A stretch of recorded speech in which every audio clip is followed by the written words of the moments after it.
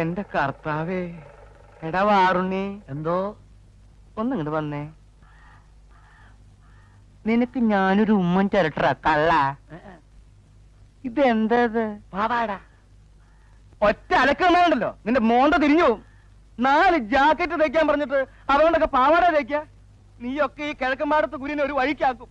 ആശാൻ വെട്ടിത്തന്ന് ഞാൻ കയറി തച്ച്.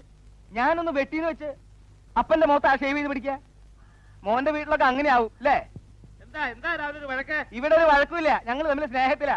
അവിടെ നിൽക്കണോ നായരെ? കാശുണ്ടോ കയ്യില്? ഇങ്ങോട്ട് ഇറങ്ങിക്കണോ. നായരല്ലെങ്കിലും പ്രധാനമായിട്ട് പറഞ്ഞ തന്നോടാ. വാറിന് എന്തോ ആ കത്തിരിയുടെ അകത്ത് വെച്ച് ഒക്കത്ത് വെച്ച് കൊണ്ടുപോകാൻ പറ്റുന്ന എല്ലാ സാധനങ്ങളും അകത്ത് വെച്ചേക്കാം. ഇവൻ പോയതിന് ശേഷം അതൊക്കെ എടുത്ത് പുറത്ത് വെക്കാം. കാര്യത്തിലോട്ട് കയറുന്നതിന് മുമ്പേ തനിക്ക് എന്തൊരു ഒരു ഇളവക്കം? തനിക്കൊരു പുത്ത ആർഡറുമായിട്ടാണ് മുതലാളി വന്നിരിക്കുന്നത്, അറിയാം. താനൊരു കോപ്പും കൊണ്ടുവരണ്ട. മുമ്പ് ചെയ്തതിന്റെ കാശ് തരാതെ ചക്കാത്തിന് ചിരക്കാൻ എന്നെ കിട്ടില്ല. പറഞ്ഞേക്ക്. ചക്കാത്തിന് വേണ്ടോ? സാധനം റെഡിയാവുമ്പോ റെഡി കാശ് കൈ തരും. ഇത്രയും വലിയ ഒരു ഓർഡർ ഒരു കൊമ്പത്തുള്ളവനും തനിക്ക് തന്നിട്ടുണ്ടാവില്ല. എന്താ എടോ നായരെ, ഇടപാടിൽ കൃത്യനിഷ്ഠയില്ലാത്തവരോടെ അടിക്കൊരു വെട്ട്, നടുക്കൊരു കൊട്ട്, തലക്കൊരു ചവിട്ട്. അതാ എന്റെ ലൈ. താനിങ്ങനെ കഥ അറിയാണ്ട് തുള്ളിയാൽ എങ്ങനെയാ? എടോ, എന്റെ പുതിയ ബാലയിലെ നായിക ആരാണെന്ന് അറിയാവോ?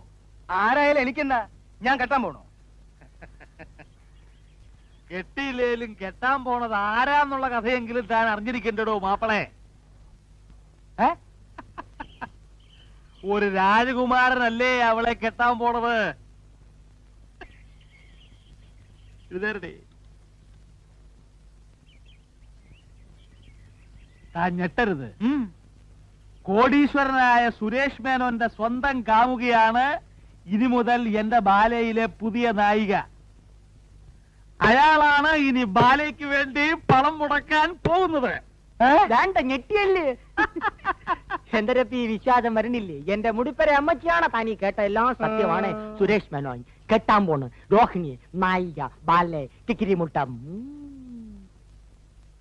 വിശ്വാസമില്ലേ? താൻ ഒരു കാര്യം ചെയ്യും, പുതിയ ബാലയ്ക്കുള്ള കോസ്റ്റ്യൂംസ് കംപ്ലീറ്റ് തയ്ച്ചിട്ട് ബില്ല് രോഹിണിയുടെ പേരിൽ അയാളുടെ ആഫീസിലേക്ക് അയച്ചു. വേണമെങ്കിൽ 5 or 10 കേറി പോടേ. പൂച്ചയ്ക്ക് എന്തൊരു വേണമെങ്കിൽ 5 or 10 കൂട്ടിക്കോ, എന്നിട്ട് കാശ് ഉടനെ കിട്ടുമോ നോക്കിക്കോ. നിങ്ങൾ ഇത് ആദ്യമേ പറയേണ്ട നായരെ. വന്നു കയറുന്ന ഐശ്വര്യം വിളിച്ചു പറഞ്ഞുകൊണ്ട് നടക്കുന്ന സ്വഭാവം എനിക്ക് പണ്ടേ ഇല്ല. എന്തൊക്കെയാ വേണ്ടേന്ന് വെച്ചാ നമുക്ക് ലിസ്റ്റ് എടുക്കാം. മനുഷ്യൻ നന്നാവണത് കണ്ടുകൂടാത്തവർ അയലത്തുള്ളവന്മാര്. ചെല്ലി ചെല്ലി.